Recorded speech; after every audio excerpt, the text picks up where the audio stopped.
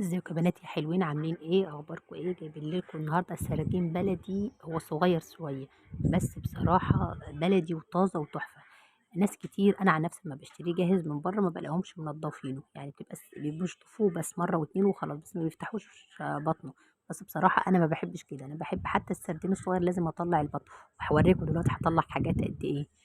مش عارفه ازاي بيسيبوها بيها، يعني إن كان عاملينه صينيه ولا مش ولا اي شكل بيعملوها كده. لا، وناس كتير برضو حواليا بيعملوها برضو كده، بس انا ما بحبش. انا بقى هو سهل وتنظيفه سهل جدا، هو صح غلبني عشان صغير وطلع روحي اللي جابوني. بس لا، كده بيبقى طعمه احلى. بص، كل اللي انت بتعمليه ان انت بتعبيه. انا بص عاملاهم ايه شكلين، نقيت في الطبق ده الصغيره والطبق ده الاكبر اللي هي الوسط، يعني هعملها مقلي، لكن الصغنونه دي هعملها صينيه، وهوريكم الصينيه بقى بتكاتها وحركاتها وطعمها وريحتها وحاجه كده مفيش بعد كده. المهم بص، كل اللي انت بتعمليه بتفتحي بطنها تطلعي اللي فيها بس كده، يعني مش حاجه. يعني لو جايبه حبه على قدك مش هياخدوا منك وقت.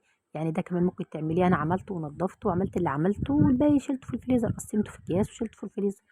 اجي اطلعه وجاهز كده بثانيه اعمله، ما ياخدش مني وقت.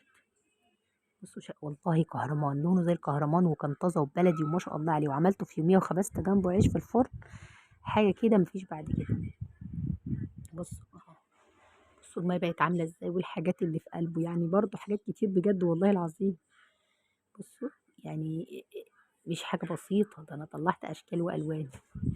بعد كده هنكب طبعا الميه في الحوض، هتتصدموا ازاي الست دي مش هي هتسد الحوض بتاعها ولا ايه؟ لا عشان حرب كل ده في الحوض. لا ما تقلقوش، الحوض فيه مصفى بتاخد كل الحاجات دي، بعد كده بصفيها برميها.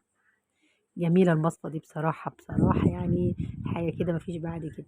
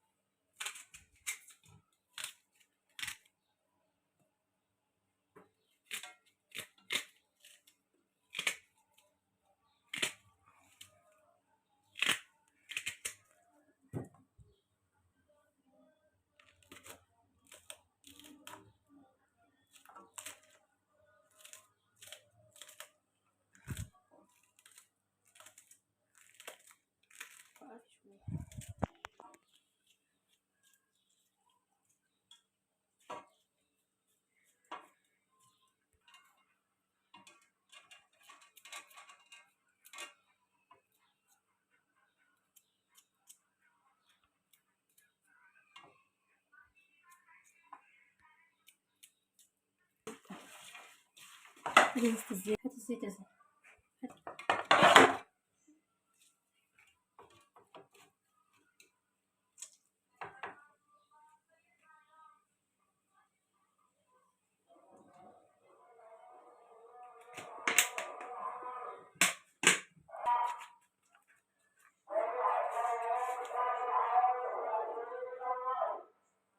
بس مش بحب الشطة.